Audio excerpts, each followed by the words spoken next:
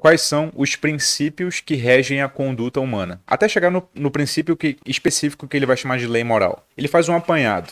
Vamos tentar examinar aqui quais são os princípios que regem a conduta humana.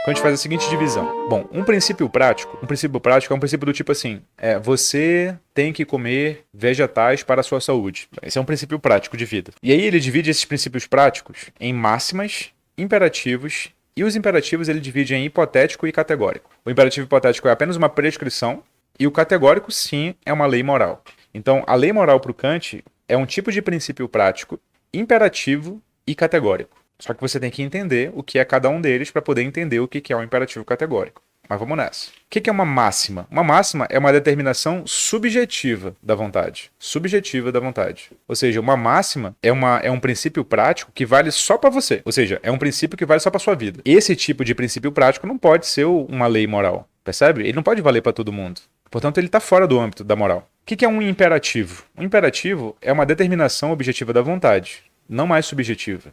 Ela é objetiva. Ela vale para mais de um homem, e não só para um. Homem no sentido de humanidade aqui. Só que quando ela vale para mais de uma pessoa, ela se divide em hipotético e categórico. O que é o hipotético? É uma determinação condicionada ao alcance de um fim. Ou seja, ela até vale para mais de uma pessoa, mas ela só é válida quando essas pessoas querem alcançar um fim determinado. E o princípio e o imperativo categórico, ela é uma determinação incondicionada. Ela é pura da vontade. A vontade quer porque ela quer. O que é uma lei moral? Velho, uma lei moral não é algo que valha só para você. Porque se vale só para você, ela é subjetiva. E não dá para fazer moral com subjetivismo, segundo Kant. Se é subjetiva, ela vale para você. Só que me interessa, diz o Kant, me interessa falar sobre o que vale para todo mundo. Isso é o estudo filosófico das relações humanas. Só que isso não pode ser uma máxima. Uma máxima vale só para você. Não pode ser hipotético, porque o hipotético está condicionado a uma finalidade. Ora, se essa finalidade não for aceita pelas pessoas, então a ação não é feita. Portanto, ela é contextual. Ela tem que ser imperativa, categórica. Ou seja, as pessoas não têm que acoplar a essa ação nada, porque senão volta a ser contextual, volta a depender da situação. Então, para você entender o que é o imperativo categórico em essência, vem comigo. O que é em essência o imperativo categórico? A validade do imperativo consiste em sua forma, que é uma forma que o Kant chama de uma forma de lei, né? Faça isso. E não no seu conteúdo. O imperativo categórico, ele, em essência, não tem conteúdo, ele tem uma forma. E ele fala o seguinte, não é moral aquilo que se faz, não é moral aquilo que a gente faz, mas sim qual é a nossa intenção ao fazer. O que importa no imperativo categórico, na lei moral, não é o que ela diz para fazer, mas a forma dela. O que você deve perseguir numa ação moral é a intenção de praticar o imperativo, e não o conteúdo do imperativo. Então a intenção no Kant é decisiva. Se você pratica um imperativo com o intuito de, com ele, alcançar alguma coisa que não seja ele, então você já não está sendo uma pessoa moral.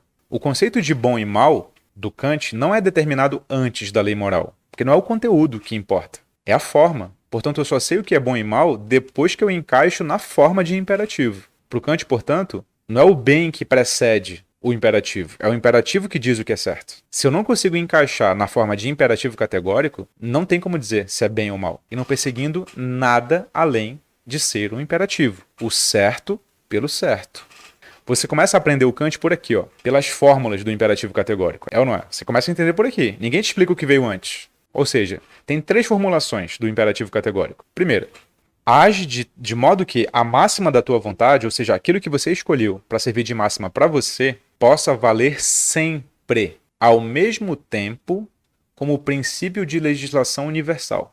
Ou seja, age de modo que aquilo que você escolheu para valer só para você, também valha como lei para todo mundo. Se você não consegue fazer com que a lei que vale para você, a máxima, valha também para todo mundo, então não é um imperativo categórico, portanto não é moral. A segunda formulação não aparece na Crítica da Razão Prática, aparece na Metafísica dos Costumes, que é outra obra do Kant.